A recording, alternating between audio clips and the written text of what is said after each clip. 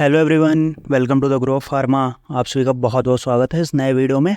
तो pharmacology trick series को आगे बढ़ाते हुए आ गया मैं आज एक नई वीडियो के साथ। तो ये है हमारा फार्माकोलॉजी ट्रिक सीरीज़ का लेक्चर 8, ठीक है। तो जिन्होंने अभी तक ट्रिक सीरीज़ नहीं देखी है तो मैं उनको बता दूं कि इस सीरीज़ में हम पूरे फार्माकोलॉजी की क्लासिफिकेशन ट्रिक्स के साथ कवर कर रहे हैं। और ट्रिक्स का मतलब ये नहीं कि केवल एक ट्रिक, मैं यहाँ पे आपको 2, 3, कई तो मैंने 6, 7 ट्रिक्स दे रखी हैं एक क्लासिफिकेशन को याद करने के लिए, ठीक। तो इस फार्माकोलॉजी की साथ में फार्माकोग्नोसी के भी केमिकल टेस्ट की ट्रिक सीरीज़ अपनी चल रही है, तो उसको भी जाके चेकआउट कर लेना। मैं वीडियो को लिंक डाल दूंगा लास्ट में और डिस्क्रिप्शन में भी, और चैनल पे प्लेलिस्ट बनी हुई है उसको चेक कर लो, ठीक है। और सब्सक्राइब कर दो अभी तक नहीं किया तो आ जाओ यार। आज के इस वीडियो में हम लोग बात करने वाले हैं non steroidal anti inflammatory drugs, जिसको हम क्या बोलते हैं, जिनको हम लोग NSAIDs भी बोलते हैं, कई जगह पे इसको NSAIDs भी बोला जाता है। तो सब सेम ही है, इसके अलग अलग नाम है। तो आ जाओ यार फटाफट से स्टार्ट करते हैं। तो फिर जैसा कि हमने अगले वीडियोस में हम लोग करते हैं, सबसे पहले बस थोड़ा सा एक बेसिक इंट्रोडक्शन देखेंगे, फिर उसकी देखेंगे क्लासिफिकेशन, और फिर हम लोग क्या करेंगे, ट्रिक्स देख लेंगे, ठीक। तो फुल फॉर्म आप लोगों को पता चल गया। अब देखो, इसको अगर हम एक सिंपल सी एक लाइन की डेफिनेशन देखें तो क्या कह सकते हैं इसको कि NSAIDs can be defined as the drug that reduces inflammation. मतलब क्या है, ऐसी ड्रग जो क्या रिड्यूस करती है, inflammation, and is effective against pain, जो पेन के अगेंस्ट पे इफेक्टिव है। अब अगर पेन के अगेंस्ट में जो इफेक्टिव है उसको हम क्या बोलते हैं, उसको बोलते हैं एनाल्जेसिक, ठीक। और फीवर के अगेंस्ट में भी इफेक्टिव है, उसको हम लोग क्या बोल देते हैं, एंटीपायरेटिक। मतलब क्या है कि जो पेन को कम करे वो हमारी एनाल्जेसिक, और जो फीवर को कम करे वो एंटीपायरेटिक। तो मतलब क्या है कि ये हमारा एंटी इन्फ्लामेटरी भी है, साथ में हमारा ये एनाल्जेसिक भी है, एंटीपायरेटिक भी है। और इसको नॉन स्टेरॉयडल इसलिए बोलते हैं क्योंकि ये हमारा क्या होता है, इसमें स्टेरॉइड्स प्रेजेंट नहीं होते, स्टेरॉयडल मॉइटी नहीं प्रेजेंट होती है, ठीक। क्योंकि मैक्सिमम जो अपनी ये पेन किलर्स होते हैं उसमें स्टेरॉइड्स प्रेजेंट होते हैं, मॉर्फिन, कोडेन, ये सारी, बट इन सब में ऐसा नहीं होता। तो इसीलिए कि स्पेशल क्लास है नॉन स्टेरॉयडल, और इसका सबसे बड़ा बेनिफिट क्या है कि इनकी डिपेंडेंसी नहीं होती, ठीक। तो चलो बाकी इस पर डिटेल वीडियो आएगी तो उसमें हम लोग पूरा मैकेनिज्म और सब कुछ डिस्कस करेंगे। यहाँ बस एक बेसिक इंट्रो देख लो ताकि एक जो माइंड मैप है वो क्लियर हो जाए कि काम क्या है इनका। देखो सिंपल सा, अगर हम लोग इसकी बात करें तो एक पहले ये मैकेनिज्म देख लेते हैं। जो ये फ्लो चार्ट मैंने बना रखा है इसको थोड़ा ध्यान से देखते हैं। क्या है कि एक हमारा एंजाइम होता है साइक्लोऑक्सीजनेज, जिसको हम लोग शॉर्ट फॉर्म में बोलते हैं कॉक्स एंजाइम, ठीक है। ये क्या सिंथेसाइज करता है, ये सिंथेसाइज करता है प्रोस्टाग्लैंडिन को, ठीक। ये क्या सिंथेसिस में हेल्प करता है, ये सिंथेसिस करता है किसकी, प्रोस्टाग्लैंडिन को। कौन, हमारा कॉक्स एंजाइम। और वो प्रोस्टाग्लैंडिन किसके लिए रिस्पॉन्सिबल होता है, वो रिस्पॉन्सिबल होता है हमारा इन्फ्लामेशन के लिए, हमारा पेन के लिए, हमारा फीवर के लिए, हमारी ब्लड क्लॉटिंग के लिए, और लेबर इंडक्शन के लिए, और भी कई सारे, मतलब लेबर के टाइम पे, जब चाइल्ड बर्थ के टाइम पे यूट्राइन कॉन्ट्रैक्शन होता है तो उसके लिए भी ये रिस्पॉन्सिबल होता है, ठीक है। तो उस सब को हमारा क्या करता है कि ये जो साइक्लोऑक्सीजनेज एंजाइम को इनहिबिट कर देता है। ये हमारा NSAID जो होते हैं वो साइक्लोऑक्सीजनेज एंजाइम को इनहिबिट कर देते हैं। तो जब साइक्लोऑक्सीजनेज को इनहिबिट कर देंगे तो इसकी क्या हो जाएगी, हमारी प्रोस्टाग्लैंडिन की सिंथेसिस नहीं होगी। तो ये स्टेप हमारा यहीं पे रुक गया, ठीक। जब ये स्टेप यहीं पे रुक गया तो क्या हो जाएगा कि ना हमारा इन्फ्लामेशन होगा, ना पेन होगा, ना फीवर होगा, ठीक। तो देखो ये तीन तो हमें बेनिफिशियल इफेक्ट मिल गए ना इन्फ्लामेशन होगा, ना पेन होगा, ना फीवर होगा। इसके साथ ही हमारा एक, अब देखो इसका जो हार्मफुल इफेक्ट क्या है कि लेबर इंडक्शन में भी, मतलब तब क्या होगा कि चाइल्ड बर्थ में प्रॉब्लम होगी। अगर हम प्रेग्नेंट लेडी को दे देंगे तो प्रोलॉन्ग कर जाएगा, इसीलिए प्रेगनेंसी में ये कॉन्ट्राइंडिकेटेड होते हैं, ठीक है। इसके साथ ही हमारा ये ब्लड क्लॉट में होगा तो क्या हो जाएगी, ये ब्लीडिंग बढ़ जाएगी। जब ब्लड क्लॉट रुक जाएगा तो ब्लीडिंग होगी, कट लगा तो ब्लड क्लॉट बनेगा ही नहीं, तो ब्लीडिंग कंटिन्यू होती रहेगी। तो ये इसके कुछ एडवर्स इफेक्ट्स भी हैं, वो हम लोग डिटेल लेक्चर में देखेंगे। यहाँ पे ये सब डिस्कस करने लगेंगे तो बहुत लंबा हो जाएगा, तुम लोग केवल यहाँ ट्रिक देखने आए हो। तो आ जाओ यार एक बार फटाफट से क्लासिफिकेशन देख लें, फिर हम लोग ट्रिक्स पे बढ़ेंगे। तो क्लासिफिकेशन देखेंगे तो क्लासिफिकेशन हमारी सबसे पहली जो है नॉन सिलेक्टिव कॉक्स इनहिबिटर, हमने अभी बताया कॉक्स को इनहिबिट करता है। दूसरा प्रेफरेंशियल कॉक्स 2 इनहिबिटर। अब देखो कॉक्स एंजाइम भी 2 तरीके के होते हैं, कॉक्स 1 होता है, कॉक्स 2 होता है। तो ये एक नॉन सिलेक्टिव कॉक्स इनहिबिटर, मतलब ये किसी को भी इनहिबिट कर सकते हैं, कॉक्स 1 को, कॉक्स 2 किसी को। ये प्रेफरेंशियल कॉक्स 2 मतलब क्या है कि ये कॉक्स 1 को भी इनहिबिट कर देते हैं, बट ये प्रीफर करते हैं किसको इनहिबिट करना, कॉक्स 2 को इनहिबिट करना। और सिलेक्टिव कॉक्स 2 इनहिबिटर ये क्या करते हैं, ये केवल कॉक्स 2 को ही इनहिबिट करते हैं, ठीक। तो इसमें अगर हम देखेंगे तो हमारी कौन कौन सी क्लास है, सबसे पहला सैलिसिलेट्स में एस्पिरिन, और ये हमारी हो गई डिफल निसाल हो गई। फिर उसके बाद हमारा प्रोपियोनिक एसिड डेरिवेटिव, इसमें आइबुप्रोफेन हो गया, नेप्रोक्सेन हो गया, कीटोप्रोफेन हो गया ना, फ्लरबाइप्रोफेन हो गया, ये सारी चीज़ें हो गई। उसके बाद हमारी फेनेमिक एसिड डेरिवेटिव है, उसमें हमारी मेफनेमिक एसिड और फ्लूफेनेमिक एसिड हो गया। तो देखो यहाँ इसका नाम से ही याद हो जाएगा, अगर फेनेमिक एसिड डेरिवेटिव को याद करना हो तो इसके नाम से में ही दोनों में फेनेमिक एसिड है, तो वहाँ से उसको याद कर सकते हो ना। अब प्रोपियोनिक एसिड में देख लो तो हमारे सारे प्रोपियोनिक एसिड में क्या है, प्रो है। प्रोपियोनिक एसिड डेरिवेटिव को याद करने की ट्रिक क्या है, प्रो है। आइबुप्रोफेन है, नेप्रोक्सेन है, कीटोप्रोफेन है, तो सब में प्रो है, तो आप लोग इससे याद कर सकते हो, ठीक। और इसमें सैलिसिलेट्स में सब मोस्ट कॉमन ड्रग जो है एस्पिरिन, इसको एस्टाइल सैलिसिलिक एसिड बोलते हैं, तो वहाँ से आप इसको याद कर सकते हैं। एस्टिक एसिड डेरिवेटिव हमारे 2 हैं, कौन है, इंडोमेथासिन।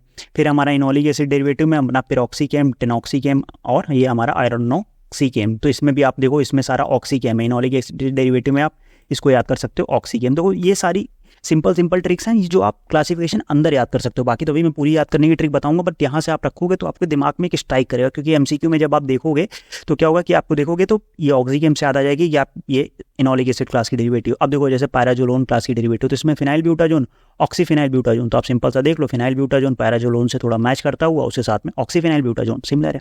अब प्रेफरेंशियल कॉक्स 2 इनहिबिटर में हमारे पास कौन सी है, एक्लोफेनेक है, उसके बाद हमारे पास निमेसुलाइड है और डिक्लोफेनेक है, मेलॉक्सिकेम है और इटोडोलोइक। अब देखो एक्लोफेनेक और डिक्लोफेनेक तो नाम में सिमिलरिटी है, तो आप वहाँ से भी इसको याद कर सकते हो। ठीक, आगे बढ़ते हैं। सिलेक्टिव कॉक्स 2 इनहिबिटर में हमारे पास सिलेकॉक्सिब है, इटोरोकॉक्सिब और पैरेकॉक्सिब है। अब देखो इसकी ट्रिक भी सेम ही है, लास्ट में देखो सिंपल सा सिलेक्टिव कॉक्स 2 इनहिबिटर में एक वर्ड पकड़ लो कॉक्सिब ना, तीनों में जिसमें कॉक्सिब आ गई वो आपकी क्या है, वो सिलेक्टिव कॉक्स 2 इनहिबिटर। तो ये सिंपल पॉइंट्स है, आप इसको नोट डाउन कर लो तो लास्ट में आपको हेल्पफुल होगा कि अगर वो कॉक्सिब आ गई तो अपनी सिलेक्टिव कॉक्स 2 इनहिबिटर ही होगी। ठीक, आगे बढ़ते हैं हम लोग। अगली जो है analgesic antipyretic with poor anti inflammatory action, मतलब ऐसी ड्रग्स होती है जो एनाल्जेसिक और एंटीपायरेटिक तो होती हैं बट वो उनका एंटी इन्फ्लेमेटरी एक्शन होता है वो पुअर होता है।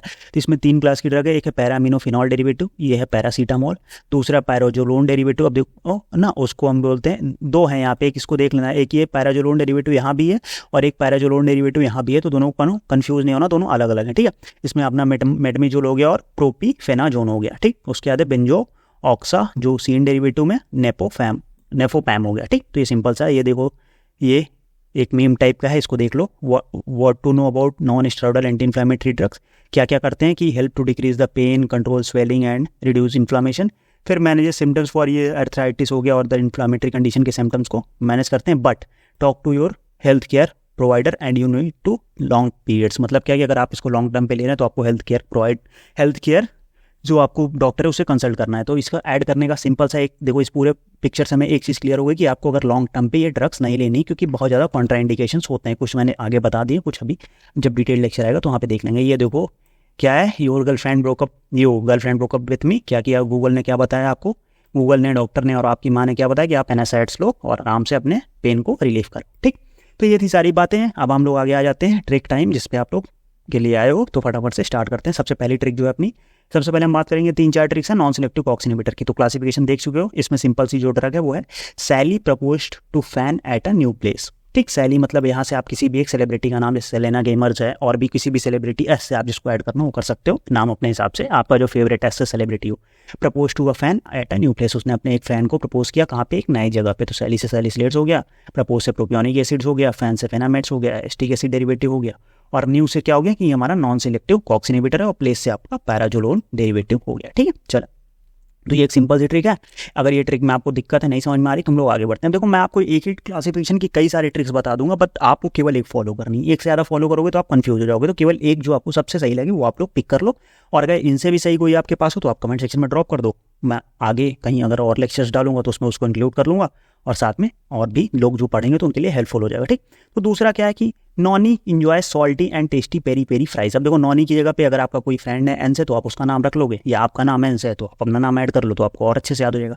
तो इस क्या करता है, नॉनी जो है वो salty and tasty peri peri fries. Peri peri fries कैसी होती है, सॉल्टी एंड टेस्टी होती है, तो उसको वो इंजॉय करता है। तो नॉनी से हो गया नॉन सिलेक्टिव कॉक्स इनहिबिटर, फिर इंजॉय से इनोलिक एसिड डेरिवेटिव हो गया, सॉल्टी से सैलिसिलेट्स हो गया, ए से एस्टिक एसिड डेरिवेटिव हो गया ना, पेरी पेरी के 2 पीस से पैराजोलोन और प्रोपियोनिक एसिड डेरिवेटिव हो गया, और फ्राइज से हमारा क्या हो गया, फेनामेट्स हो गया। ठीक है, और बाकी यहाँ पे इसके नाम्स की याद करने की सिंपल ट्रिक्स मैंने क्लासिफिकेशन टाइम पे ही बता दी। ठीक है, तो एक और ट्रिक है सिंपल सा, इन सब के इनिशियल्स को ले लो। ठीक है, जैसे ये एस से स्टार्ट है, ए से स्टार्ट है, एफ से स्टार्ट है, तो इसके इनिशियल्स को लेके आप एक वर्ड बना सकते हो, सेफ पीपी। तो आप इनके इनिशियल्स ले लोगे तो इनिशियल्स से भी आप एक ट्रिक बना सकते हो खुद ना, ये इनिशियल्स से ट्रिक बनी हुई। तो आप एक सिंपल सा एक वर्ड याद कर लो, सेफ पीपी, उससे सारे नॉन सिलेक्टिव कॉक्स इनहिबिटर याद हो जाएंगे। ठीक, तो ये थी नॉन सिलेक्टिव के लिए। अब हम लोग बात कर लें थोड़ा सिलेक्टिव के लिए। अब देखो प्रेफरेंशियल कॉक्स इनहिबिटर, अब देखो क्या है कि प्रेफरेंशियल, जब कोई भी आप कहीं भी किसी भी चीज़ में जा रहे हैं तो वहाँ पे आपको प्रेफरेंस दी जा रही है। तो प्रेफरेंस कई बार तो अच्छी होती है, अब कई बार ऐसे टीचर आपको प्रेफरेंस दे रहा है, हर बार आप ही से पूछ रहा है, तो आप क्या करते हो लास्ट में कि मैं ही हर बार क्यों फंसता हूँ। तो उसके लिए सिंपल सा वर्ड क्या है, एंड मी। ठीक, कि जैसे अगर कोई भी क्वेश्चन उठा तो लास्ट में आ गया और मैं गया, एंड मी, तो उसमें एंड से हो गया ए से एक्लोफेनेक, एन से निमेसुलाइड, डी से डिक्लोफेनेक, एम से मेलॉक्सिगेम और ई से इटोडोलैक। ठीक है, तो एक्लोफेनेक और डिक्लोफेनेक तो नाम में सिमिलरिटी है, तो आप दोनों को साथ में वहाँ से भी याद कर रख सकते हो। ठीक है, तो ये सिंपल सी ट्रिक थी। अब बात करते हैं अगली ट्रिक अपनी, जो है अगली ट्रिक किसके लिए, सिलेक्टिव कॉक्स 2 इनहिबिटर के लिए। अब सिलेक्टिव कॉक्स 2 के मैंने पहले ही बता दी कि सिंपल सा क्या वर्ड है, कॉक्सिब। तो अगर आप लोग कॉक्सिब वर्ड से याद रख सकते हो तो वहाँ से आप सिलेक्टिव कॉक्स 2 इनहिबिटर की सारी ड्रग्स 3 ट्रिक है, तीनों आप वहाँ से याद कर सकते हो, ठीक है। तो फिर ये थी अपनी सारी ट्रिक्स। बाकी इसके अलावा भी जो ट्रिक्स नहीं है, आपने नहीं देखी, वो देख लो। मैं यहाँ पे सारी ट्रिक्स कंप्लीट कराने वाला हूँ ऐसे ही आपको। अगर आपको कोई सब्जेक्ट की ट्रिक पहले चाहिए किसी टॉपिक की, तो कमेंट सेक्शन में कमेंट ड्रॉप करो, लेके आएंगे। और साथ में सबसे इंपॉर्टेंट चीज़, जाके टेलीग्राम चैनल जरूर ज्वाइन कर लो, क्योंकि टेलीग्राम चैनल पे सारे नोट्स हैं और साथ में डेली बेसिस पे यहाँ क्वेश्चन प्रैक्टिस चल रही है। डेली मैं 10 से 12 क्वेश्चन डालता हूँ यहाँ पे, इंपॉर्टेंट MCQs, तो आप चेकआउट कर लो। और इंस्टा पे हमें फॉलो कर लो, साथ में चैनल को सब्सक्राइब कर लो, क्योंकि क्वेश्चन टेलीग्राम पे ही नहीं, यूट्यूब के कम्युनिटी पेज पे भी आते हैं, कम्युनिटी पोस्ट पे भी आते हैं, तो आप वहाँ से भी जाके चेकआउट कर लो, ठीक है। तो फिर चैनल को सब्सक्राइब करो और वीडियो को फटाफट से शेयर करो। मिलते हैं नेक्स्ट वीडियो में, तब तक के लिए बाय बाय।